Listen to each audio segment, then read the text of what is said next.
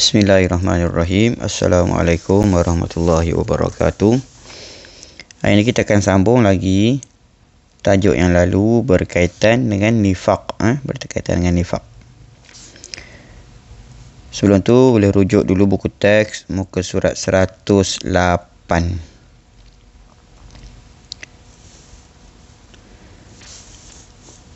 Baik, lihat dan ingat. Lihat dan ingat. Nifaq. Nifaq. Nifaq boleh terjadi dalam dua keadaan. Pertama, nifaq i'tiqad. Nifaq i'tiqad.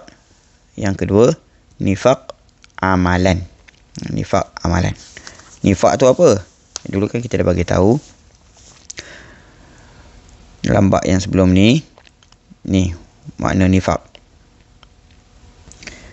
menzahirkan keimanan dan menyembunyikan kekufuran. Zahir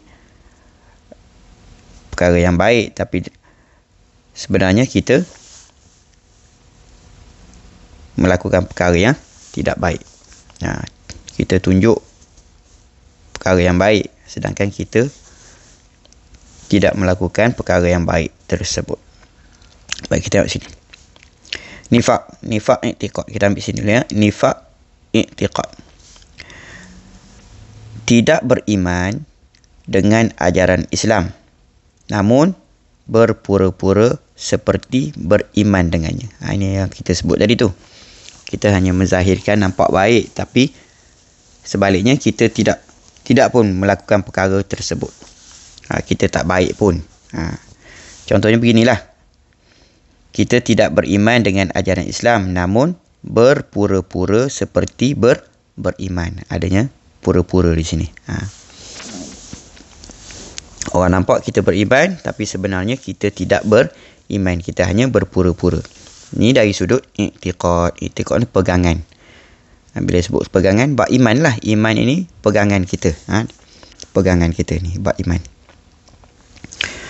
Kemudian nifaq dari sudut amalan, kita nak kenalnya. Pertama, berdusta, menipu, bercakap dusta, bercakap bohong, berdusta. Yang kedua, mungkiri janji, tidak tepati janji, kita mungkir janji. Dan yang ketiga, khianat atau khianati amanah. Kita khianati tanggungjawab yang telah diberikan kepada kita. Kita tidak menyempurnakan amanah tersebut. Kita khianat. Itu nifaq. Pertama, nifaq i'tiqad. Yang kedua, nifaq amalan. Kemudian faktor yang mendorong kepada nifaq. Apa dia? Sebab atau faktor yang menyebabkan seseorang itu melakukan perkara yang disebut di atas tadi. Adanya pura-pura, selalu berdusta, mengingkari janji, mengkhianati amanah ataupun nifaq tadi. Apa dia? Yang pertama, disebabkan kelemahan iman, kerana selalu melupakan Allah Subhanahu Wa Taala. Sebab tu dia boleh berbohong, berdusta, khianati amanah, ataupun dia boleh berpura-pura kerana iman dia lemah. Dan dia selalu lupakan Allah Subhanahu Wa Taala. Kedua, tidak jujur.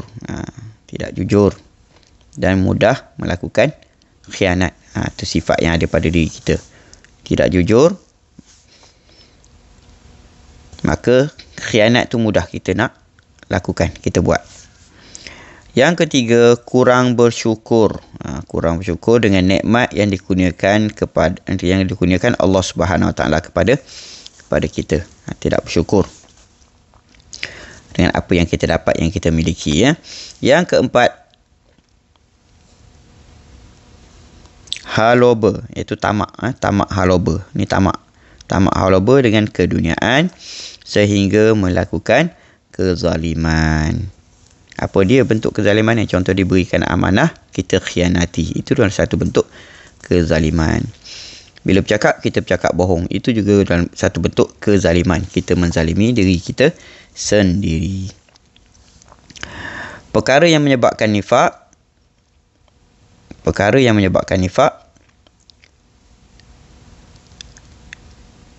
apabila bercakap dia berdusta. Cakap bohong. Yang kedua, apabila berjanji dia mungkiri, tidak tepati janji. Apabila diberikan satu amanah dia khianati. Sama seperti atas tadi. Maka apa yang kita dah dengar, kita dah baca, kita dah lihat nota-nota ni, mudah-mudahan ianya memberi sedikit sebanyak pada kita ilmu tentang nifak. Mudah-mudahan kita dapat jauhi diri kita dari terus-menerus bersifat seperti ini, ataupun amalan kita seperti yang tertera di bawah ni, selalu berdusta, mungkiri janji, khianati amanah. Mudah-mudahan ia dapat menyelamatkan kita dari terus-menerus melakukan perkara keji ini setelah kita belajar berkaitan nifak ini. Kerana perkara-perkara ini tidak disukai oleh Allah Subhanahu Wa Taala. Untuk akhirnya, Ustaz nak kamu buat nota ringkas sikit di atas ni. Yang pertama, jenis nifak tadi. Ustaz dah sebutkan nifak ada 2 jenis. Tulis jenis nifak tu. Kemudian, faktor yang mendorong kepada nifak. Yang ada lemah iman ni semua tadi tu. Yang seterusnya, perkara yang menyebabkan nifak. Yang bawah ni tadi. Ini. Soalan yang kedua yang ni. Soalan yang pertama. Yang ni jawapan dia. Itu saja. Assalamualaikum warahmatullahi wabarakatuh.